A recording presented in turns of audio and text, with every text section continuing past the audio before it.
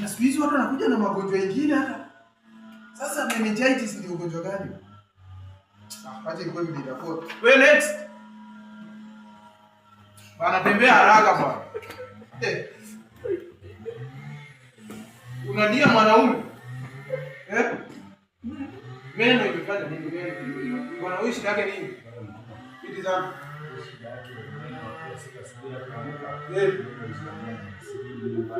Wewe akiamka asubuhi meno inamuuma. Ngoja nakusaidia. Ndio maana uko hapa mtaalamu. Sasa umesema shida akiamka asubuhi meno inauma. Asubuhi akiamka meno inauma. Oh.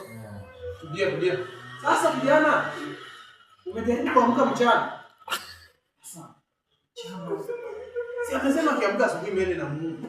Si ajaribu kuamka mchana. Afanye aje?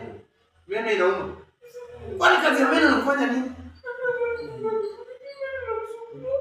Kuliko tunangani kutibu watu wa magonjwa kubwa, arthritis, leukemia, mnaleta meno kuuma. Kazi ya meno ni nini? Kwa security toa watu wako. Wanaelewa. Bwana huyu kazi ya meno ni kuuma bwana. Ama mganga mchana. Ya, security.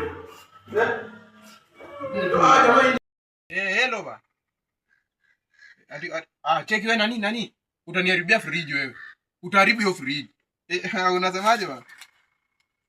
Ni watoto tu hapa ndio wanajaribu kucheza na fridge yangu bwana. Wanaweza nivunjia mlango bwana.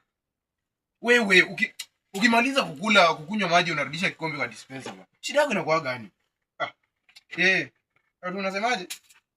Lakini kwa kijiji mnasemaje bwana?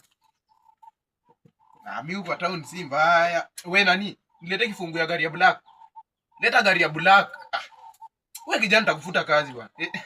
Pole nikuzumbuana. Ulikuwa unasemaje? Ati mko vizuri? Hiyo ni mzuri.